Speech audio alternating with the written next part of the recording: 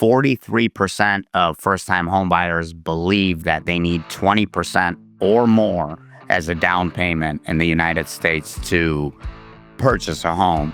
And obviously, that couldn't be further from the truth.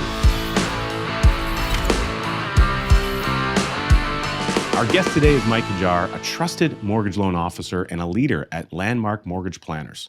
Over the last 20 years, he's helped over 2,500 families achieve their home ownership dreams. Truly incredible.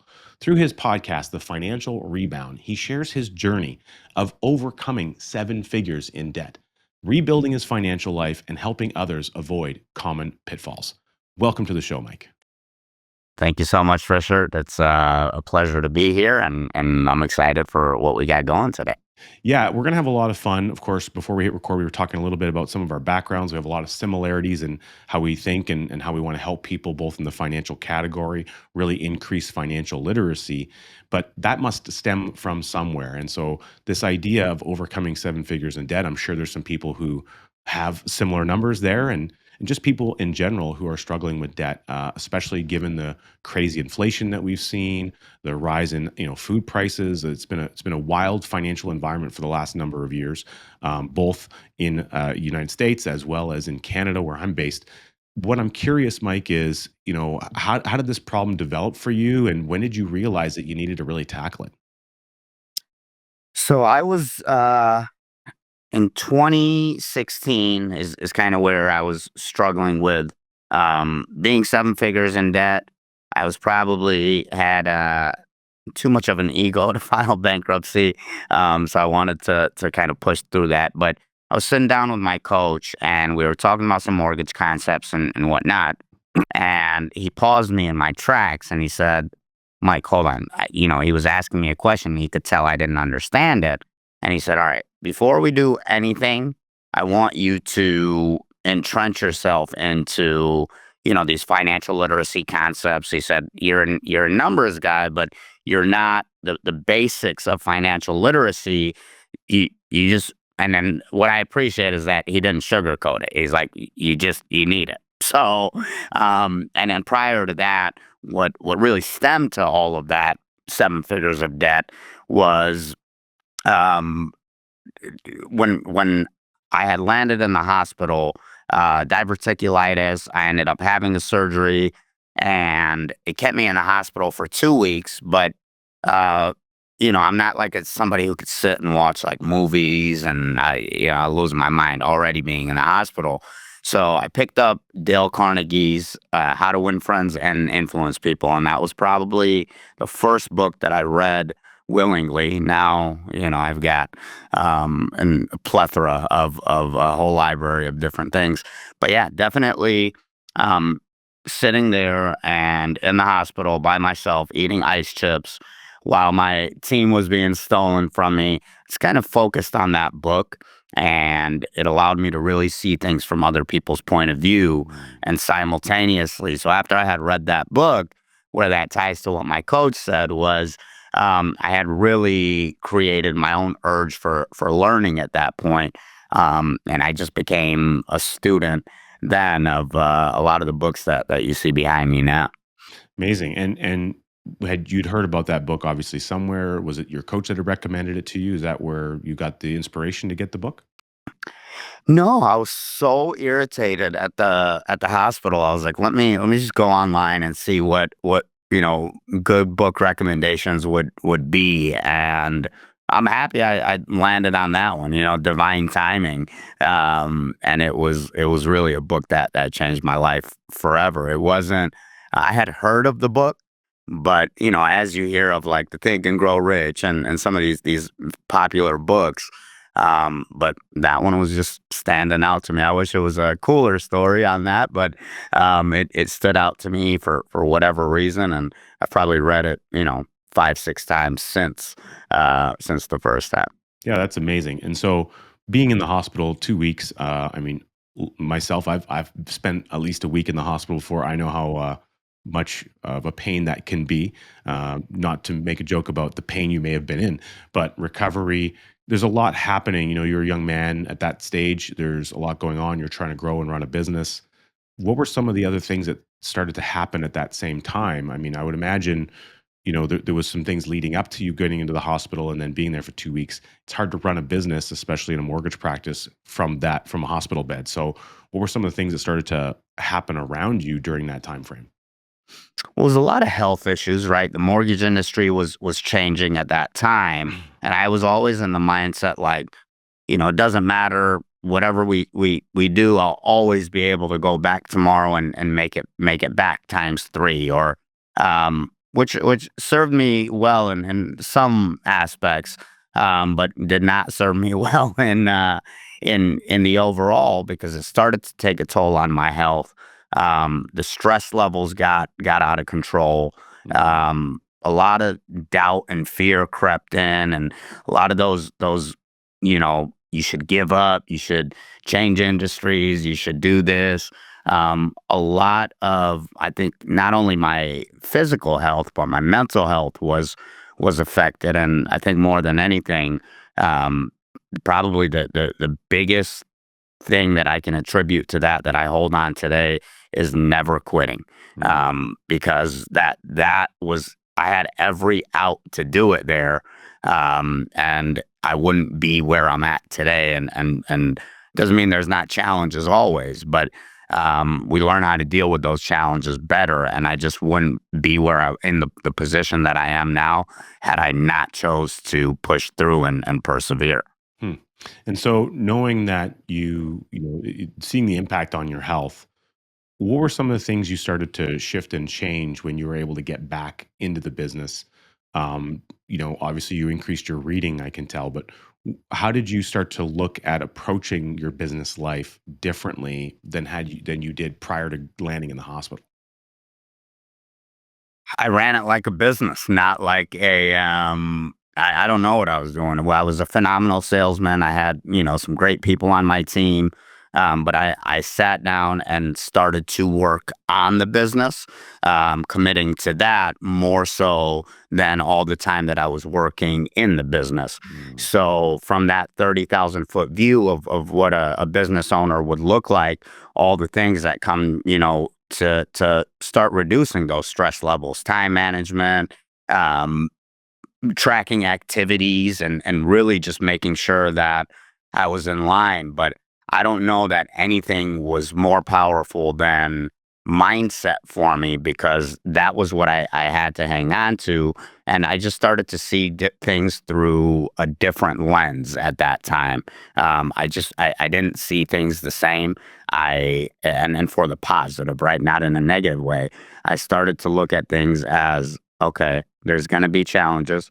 Take accountability as a leader and do the things that you need to do to push through. I know it sounds cliche, but there's a lot of power found in those cliches. That's hence the reason they are cliches, right?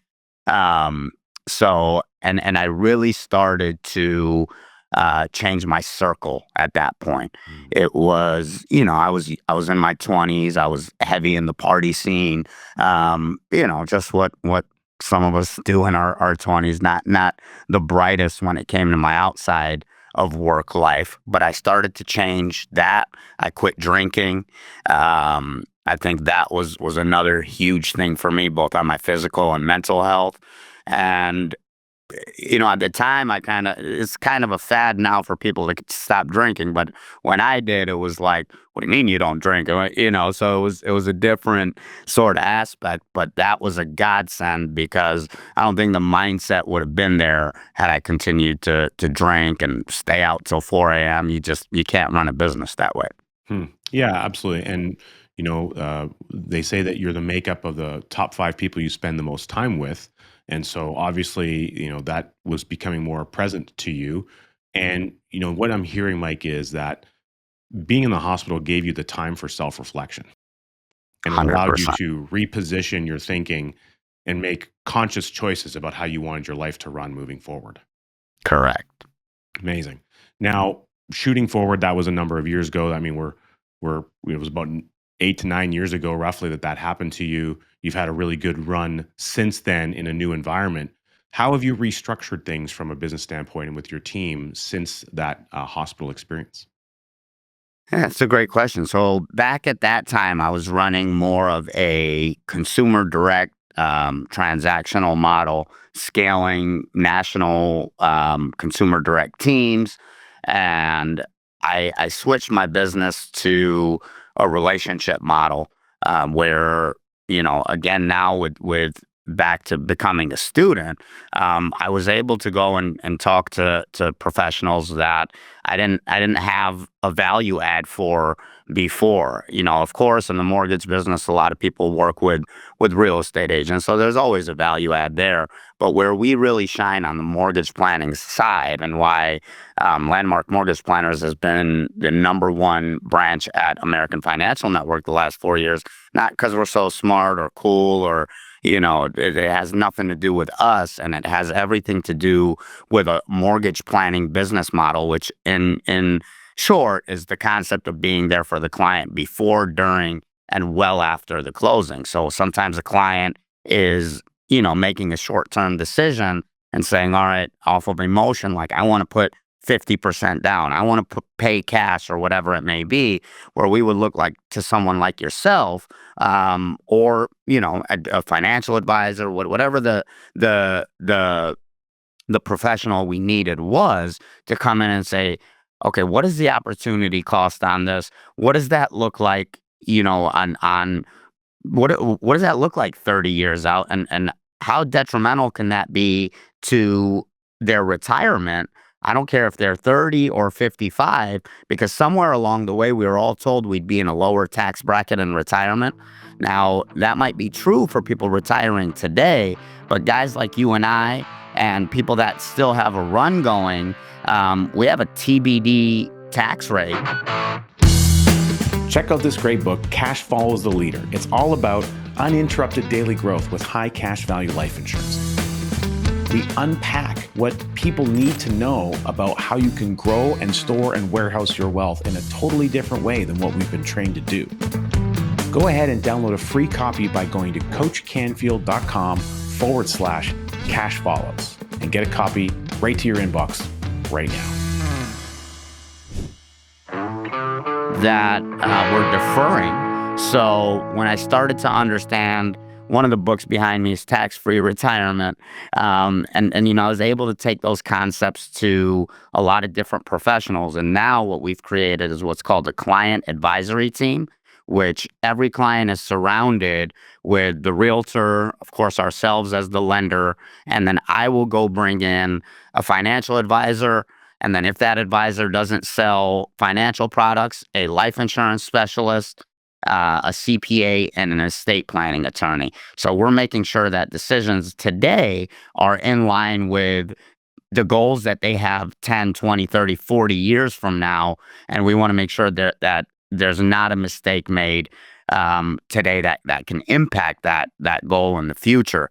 So I can't do that by myself. And I also didn't know how to communicate that to each one of those professionals. But allowing myself to change the business model, and I ate dirt through that time period, right? Because it's tough going from having unlimited amounts of leads that you've got your team calling on, to like, all right, now I got to go deliver these value propositions to high level professionals that at first I was having an imposter syndrome, right? I was like, do I belong in this room? What not? But because of the focus of everything being on the client first, it was more of a magnet to those other professionals. So the business model changed completely, from consumer direct to relationships. Yeah, very interesting. I love how you indicated, of course, the TBD tax problem, and we like to talk to people about what would you rather pay tax on, the harvest or the seed? And the reality is that there's an awful lot of spending happening by most national governments around the world, certainly in Canada, certainly in the United States. And those unfunded liabilities have to be paid by someone when the entire revenue stream for a nation is the backs of the taxpayer. That's the only place they can get the money. And so if they're not taking it now, they're going to have to take it eventually. So I think that's really important for people to understand. I'm glad that you brought that up. It's something we talk about as well, and just being clear that why would you put money away to pay tax at some unknown future when you're also complaining about how the government's spending the money now, knowing that they have to spend more of it. There's a very different like it's kind of like a mental boxing match that you're having with yourself in that scenario. So when you can get people clear on those things by asking good questions, it's very interesting to see how they process that themselves and come to a conclusion that's right for them. We're not trying to guide people down a certain path but it's good. There's importance of asking good questions. And so when you take this client focused approach, I'm guessing that's a big part of the approach because you're really trying to get clear on this deal or this property or this thing that you're purchasing. How is this in alignment with some of the things you want to do in the bigger future that you have set out for yourself? That's a great question as well. So that part, especially on the retirement planning side, is really the direction that we want to go. And not to say that we would ever get away from the mortgage side, because the mortgage is where we're able to identify those challenges. You hit right on the tax bomb. As soon as I saw David McKnight's Power of Zero documentary, and then I read the book, I'm like, all right, we have a serious, like you just mentioned, the unfunded liabilities. Did a presentation yesterday. I think right now U.S. debt clock shows 36 trillion in national debt. You take those unfunded liabilities, Social Security and Medicare and Medicaid, add them in, and I think we were looking at 213 trillion, or it might be as wild as 223 trillion. I say that to say that a year ago when I did the same presentation, it was at 187 trillion. So the trillions are ticking at a significant rate. So that really made me not only interested, but passionate about the retirement side of things and making sure that, I'm not trying to be a tax-free nut. I want to be at the same time. Um, I need to be able to forecast a little bit. I'm not telling people, where to put their money or to, run from financial advisors. But if I'm a mortgage guy and I pull up your retirement portfolio and I can quickly calculate you've got an 86% chance of running out of money, that's a problem. That the advisors are not having these conversations. I shouldn't say all of them, but some of the big boys, right, are not having the conversations about tax risk, longevity risk, all these different factors that a lot of the methods now are they stem from the money rules from the Great Depression, right? And the rules of money have changed 10 times since then, but we still want to stick to these old school methods because Dave Ramsey said so. And I'm not bashing Dave Ramsey. I think he could be great for getting out of debt, but at the same time, there's a lot of bad information going on based on what's going on today. And so the future of it is we're very heavy in the HECM, aka reverse mortgage space, and we dispel a lot of those myths around there. And it's been proven. FINRA had instigated a study by the Journal of Financial Planning. They launched a 12-page white paper, which was proven that the earlier in retirement a reverse mortgage was taken, it would increase cash flow survival by 8 times. Meaning, instead of taking $1 million portfolio, drawing it to zero, and then coming in with a HECM as a last resort because there's a tax-free line of credit, we actually bring in the HECM or the reverse mortgage immediately at their 62nd or reverse mortgage birthday. And what we do is called a coordinated withdrawal strategy, meaning if the market is down, we're going to pull off the tax-free line of credit from the HECM, allow the portfolio to recover. And if when the market is up, we'll pull from the market, allow that the tax-free line of credit to grow and compound. And then with guys like yourself or anybody in the retirement planning space, sometimes we'll use an annuity to supercharge the payoff of the mortgage, but we're taking that annuity, which is taxable or tax deferred, and placing it somewhere where it becomes tax-free and a growth component. So it's just some equity repositioning around retirement. Sorry for the long-winded answer, but that's where we're headed. No, it's great. I mean, what you're really identifying is using the home equity as a volatility buffer. But the only way you can do that is to have the buffer in place. And so you can have the house and you can have the equity in the house.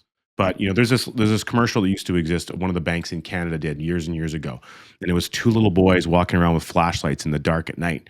And the one boy says to the other, says, "What are we looking for? Equity. Dad said it was in the walls." You know? And so there's only two ways to unlock equity, and you either borrow against or you sell. And if you sell, you don't have a house. And so that doesn't always make sense. And equity can be unlocked in several areas. We always think about equity in a housing scenario. We don't necessarily think about it in other areas. And that's part of where, the training that we do around becoming your own banker happens, the infinite banking concept. But there's lots of ways to build and create equity, but it's what level and degree do you have control? So what I hear, Mike, that you're talking about is creating an environment of education to help people recognize there are different things that could be done. If you implement these things, you have the choice. And if you have the choice, then you can be empowered to make the decision that's right for you. There's a big difference between that versus saying, hey, here's where you can go put all your money and go knock your socks off. And a lot of people just follow almost blindly the advice of someone, and they'll willingly nilly throw their money at ABC financial product without having any understanding of it. And then the result is something goes sideways or the market tanks. And the result is they're left with a lot less money. And then they go looking for someone to blame, but they're not pointing the finger where it belongs, which is right back at themselves because they didn't take an ownership stake in their own money. 100%. And where that reverse mortgage is the line of credit that comes with the reverse. The difference is a lot of advisors that tell us, well, why don't we just take a home equity line of credit? Well, that creates a 30-year mandatory payment that amortizes every month versus the way that the reverse mortgage works in the United States is that it compounds every single month at the same rate that it's amortizing. So if you're paying down the balance, you're doing two things. You're paying down the balance, but simultaneously helping that line of credit grow. To your point, they may not need it right now, but when they're not solving for things like long-term care or they've thrown their money, I mean, we're coming off of a bull run right now of 12 to 13 years that I don't know. And I don't, not trying to be a pessimist, but more of a realist, we are on a potential another lost decade, right? Where you had $1 million in 2000. And in 2010, you were left with 980,000 because of the ups and downs sort of wiped themselves out.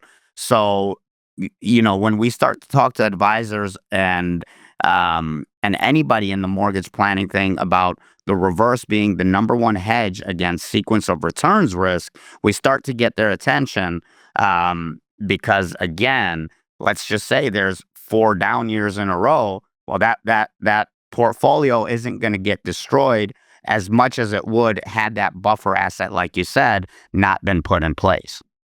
Yeah, the power to be able to make your decisions and be in control of them. There's also another unique advantage that's being created where you can levelize taxable income if you know what the income is going to be. If you know what you're taking out, you know what you need, you can maybe augment or levelize as necessary without having to increase to a future tax rate and what have you. So there's a lot of control aspects there. Really appreciate you sharing all those, Mike. Love that. Now, we're going to talk more about some of these strategies when we come back after this important commercial break. There's certain moments in our life where we know that things are going to change.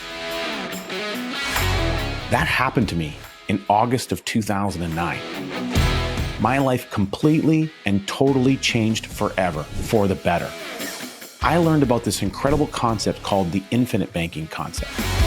Becoming your own banker. It was created by R. Nelson Nash. Nelson became my friend and my mentor. I loved him dearly. I now have the blessed life of being able to teach his incredible message, his incredible concept to the people I love to serve. You can learn all about it by registering for a free webinar at learnibc.com. Go ahead, take the initiative, start your learning journey now. We are back with Mike Hajjar. We're talking about his incredible story, his journey. We've discussed how he had a major health challenge in the hospital for a while. Now, during that time, Mike, you had this pivotal revelation that you needed to retool your business, go down this relationship track, do things differently.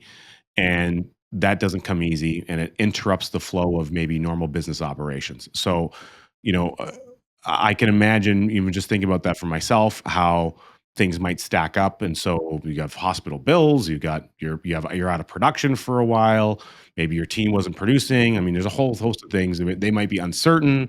That could have a lull in income. So, like, how did things progress when you got out of the hospital to try and build up the business that you have today that is really rocking and rolling?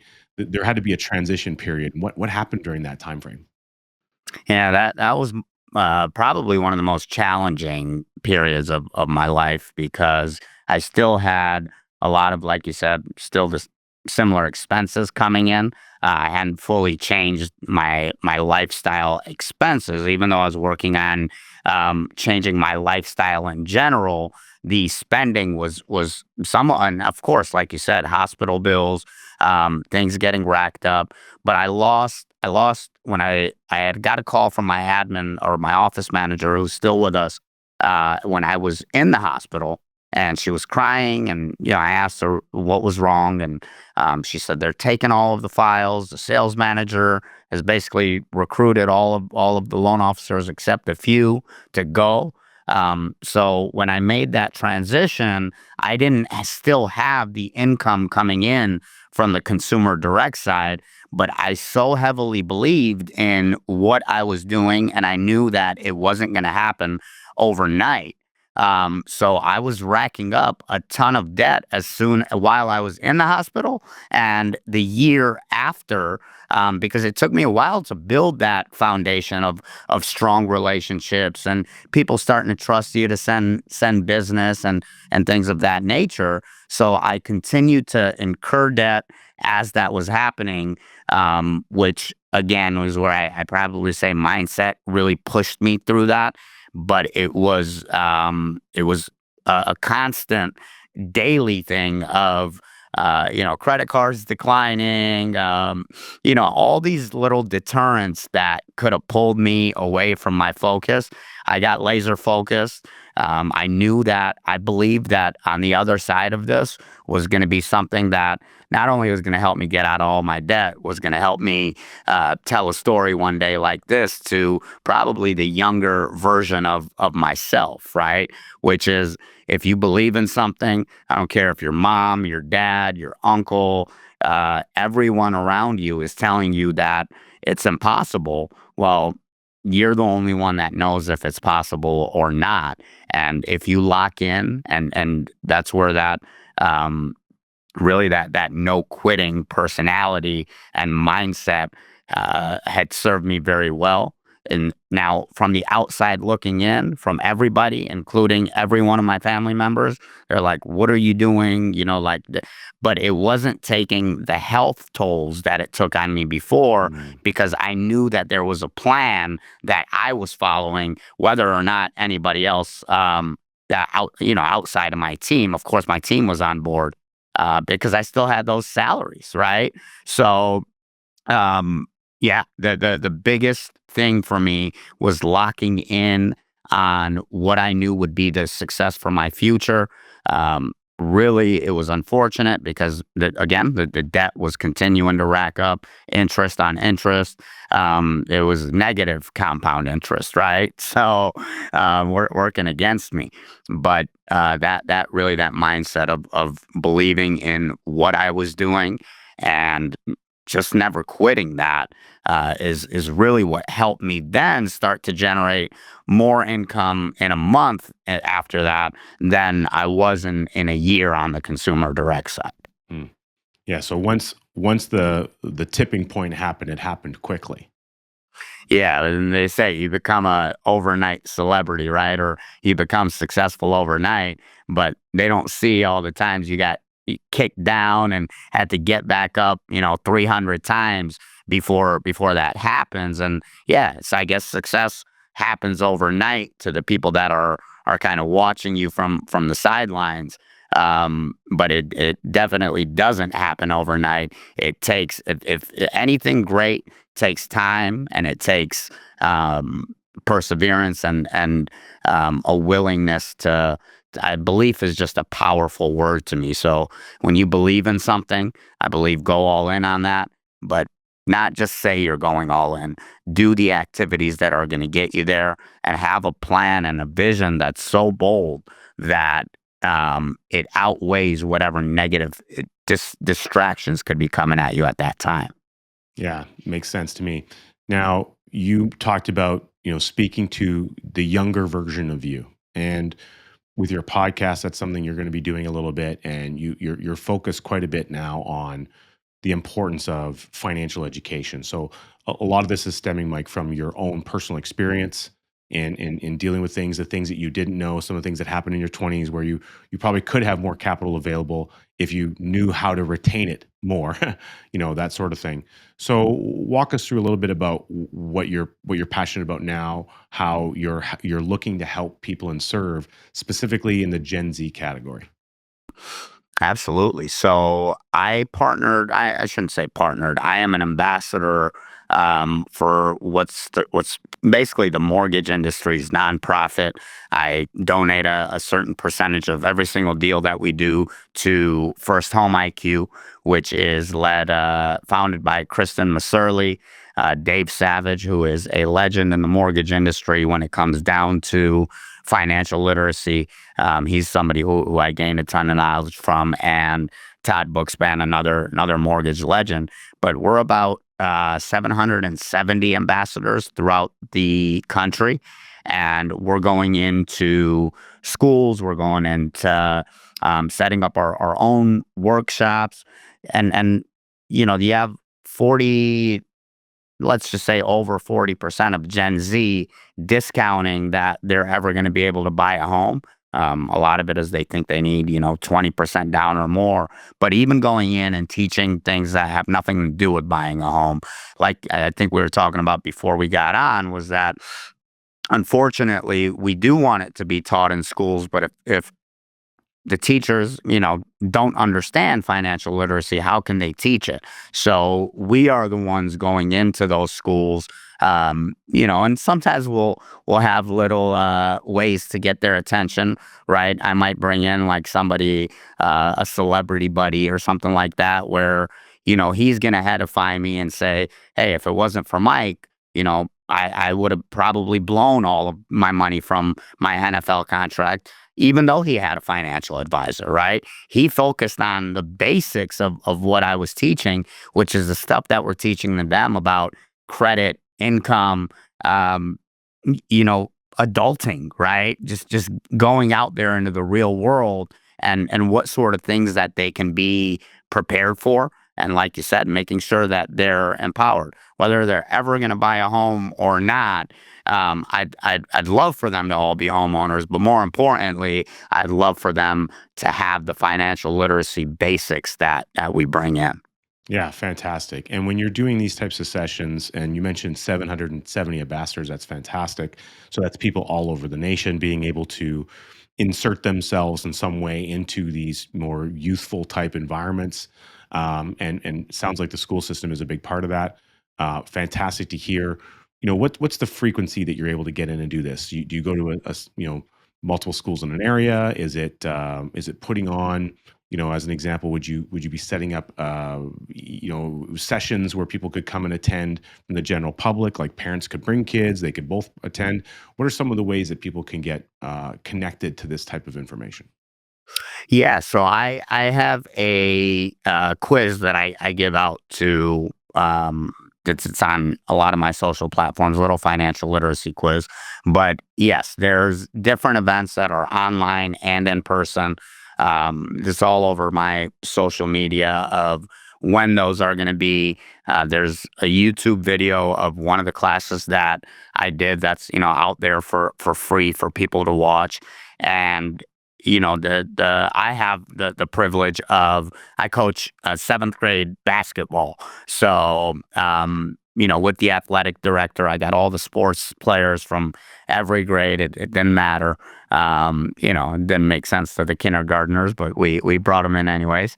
And we were coming in, and it was tough, right? That was a tough one to teach from like kindergarten to eighth grade. Heavier emphasis on the older ones, but yes, a lot of the schools in Oakland County, Michigan, the county that I live in, Mm. is where we're going into, because those are the schools that again, like we discussed. I wish somebody had came into that school with those concepts for me. Makes total sense. Yeah, I can appreciate that. And it's incredible that type of work that you're doing, but also that, it sounds like with that many ambassadors, there's a lot of volume that's able to take place with that. And it seems like for the most part, these ambassadors are folks that are connected to the mortgage industry because it's ties to the mortgage nonprofit. So mostly they would be brokers and things and loans officers that are maybe for different companies, but they're all circled around this same nonprofit organization. Is that right? It is. I'd say 80% are in the mortgage and real estate industry. And then I'd say the other 20% are teachers, financial advisors, life insurance specialists. So we're starting to get other professionals in there. But yes, you're right. The majority is people who are in the mortgage industry. And, we, I don't know, in other people's eyes, we're competitors. I don't know, unless somebody's going to do all the loans in the country. There's enough food on the table for all of us to eat. So we collaborate once a month, getting together on Zoom, and then twice a year we get together in person. And everybody brings these unique strategies to the table. So when you were asking how, in my head, I'm like, I may not know how to answer that because every single ambassador has got something amazing that they bring to the table, in their own unique way, right? In their own authentic way. And but yeah, it is a lot of mortgage professionals now, and we're looking to definitely bring in more people. And every time I see a teacher get in there, I'm happy because they already have the access to go do that. Now they're just sort of plugging into our world and taking those concepts back, and using it in their curriculum. Amazing. Well, you don't need to own the ocean to sail on it. And No, no. with that in mind, we'll be back with Mike in just a moment. What is this incredible thing called the Colby A Index I keep hearing about? I'm a certified Colby consultant, and I can't wait for you to discover what your natural instincts are. It works incredible for teams, for business owners, in families, with our kids. The more you can develop and understand your knowledge of how you go and get things done in the world and how that happens with the people around you, everything can get so much better. Take the initiative. Learn more about how this might show up in your life. As a certified coach, I'm happy to sit with you and help you understand the depth of your own superpowers. Get the process started by downloading my free guide at coachcanfield.com. We are back with Mike talking about all the financial education that he's actively helping people in. And my curiosity, Mike, is as we look towards a bigger and brighter future and we think a little bit out into the distance, what are some of the trends and things that you're seeing, whether it's in the mortgage industry or things that are being talked about as people are looking to buy homes in the future? We know that the idea or the American dream of homeownership is seemingly getting further and further out of reach for a lot of people. So, how are we combating that in the future? Is technology going to help us? What are the things that are going to help people be able to figure out how to get into a home as the world progresses around us? Great question. So typically, I like to start with a statistic that 43% of first-time homebuyers believe that they need 20% or more as a down payment in the United States to purchase a home. And obviously, that couldn't be further from the truth. However, that takes professionals like myself and just the whole real estate and mortgage industry as a whole to combat what the media is putting out there. So I think a lot of the future is education, and one of the things that, not that I like anybody losing a job, but we lost 37% of loan originators that didn't renew in for 2024, and the stats are showing right now we may be under 100,000 uh, licensed loan originators in the country by the time January of first of next year comes around. So what that says and what that means to home buyers is that a lot of the people that are staying in, especially independent mortgage bankers like myself that are backed, I'm backed by American Financial Network, is a lot of those people that are staying in have to have the skills. It's not this very transactional, there, of course, AI is a component, and I'll hit on that next.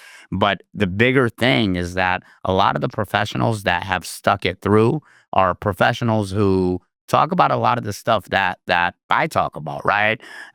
Where a lot of your transactional and maybe people that just didn't really have the financial literacy, um, didn't make it, right? Now, that is a benefit to the client. Again, I don't wish any bad upon anybody, but there was a big cleansing in the mortgage and real estate world.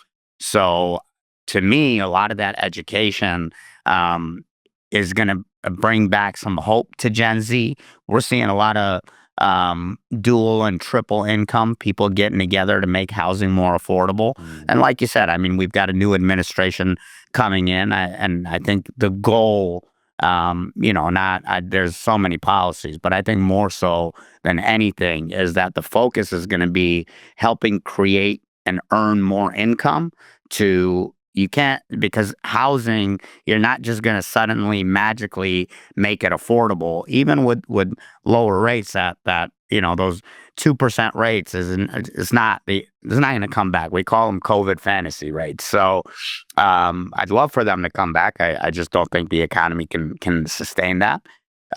But the AI is allowing a lot of people to so people. I was on a podcast like a year ago, and they asked me which home buyers do you see that have the most success, and I said it's the ones that come to us 6, 12, 18 months beforehand and we're properly allowed, allot's enough time for us to properly put a game plan together, hence the word mortgage planning, because there's going to be a lot of time to educate around credit, around, you know, why the income, may not suffice for what they're looking for, and making sure they're making smart decisions for that.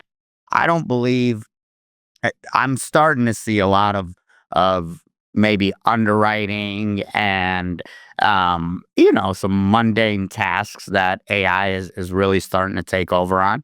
But where it's helping people like myself is a lot of those top of the funnel people that are very far out in their mind. I think human beings have a challenge with what's called depth perception, and Mhm. we think something is way further than it actually is. So they may say, I'm 18 months out, but they don't realize they're saying 18 months because they're trying to save up for 20% down, where they don't realize that there's a 3% down, or, a 0% down. Not that I'm a fan of down payment assistance. For the right person, it makes sense. But a lot of in my opinion, affordability is not going to come from, you can't start decreasing home prices because that's not how it works. People are going to continue to start paying higher for homes. Now, the future, and I'm gonna kind of go further out. I think eventually it'll balance out, but I think we are probably 20 years away from that. And the reason that I say that, in 2019, I did a presentation all over the country, was called "Bulletproof Your Buyer," and why we had the 2008 crash. People have all sorts of theories of why it happened, but at its core, what really happened was, if you backed up, I think the average first time home buyer is now jumped up all the way to like 37 or 38 years old. But at that time, it was 32 to 33. Well, you back up that many years from 2008. Well, that's when Roe v. Wade was put into place. So what started to happen was there was a degradation in birth rates all the way through 2008, and builders never stopped and thought, "Hey, wait a minute, we're going to have a massive surplus of homes when we get to that." Sorry, when we get to that we're going to have a massive surplus of homes when we get to 2008. And that's what caused the crash then. Well, now with families having less children in general, I believe that the amount of homes, because at the end of the day, it's a supply and demand issue, is really what is causing the unaffordability. I believe that in 20 years, we should have caught up with the now degradation of birth rates again, but the slowdown in building, and those two will meet again. I don't have a crystal ball, but I believe in the next 20 to 30 years. That's one of the things. Another thing, we've got the largest transfer of wealth going on right now in our country. I think 2.3 trillion in commercial notes coming due. We're going to see a lot of malls, office, skyscrapers, a lot of those converted into housing, and that's not going to fix it, but that's going to help a little bit. So I think that's something that the 2.3 in notes coming due is more so in the near term, and what's going to happen more in the next 5 years, where the balancing of supply and demand, Mhm. I think we're about 20 to 30 years out. It's interesting because I could see AI being helpful for developers and people who own buildings like that, trying to figure out, okay, how can we use AI to determine highest and best use given our market climate in a given geographic area?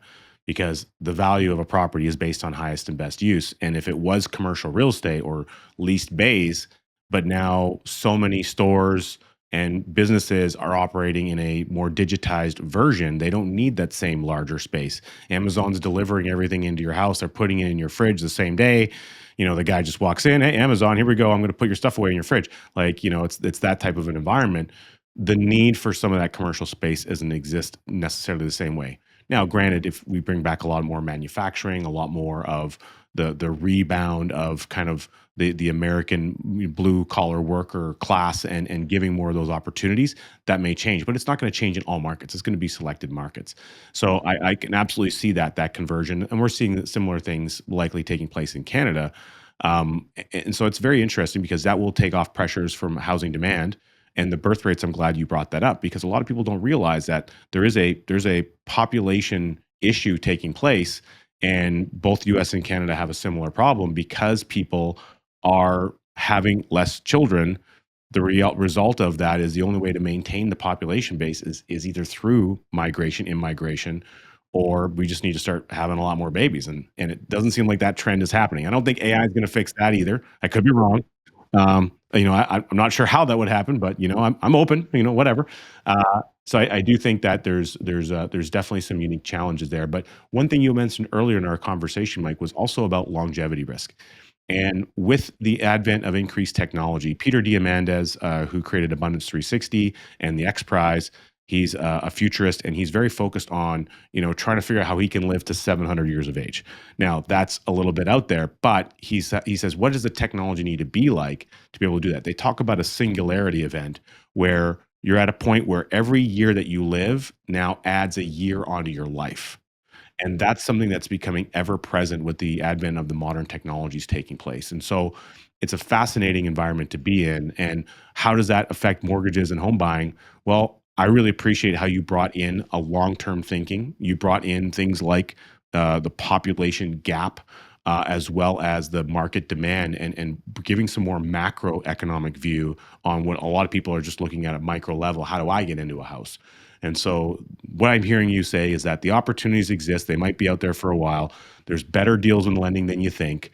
Go and get a mortgage plan together so you can see how you can get it done.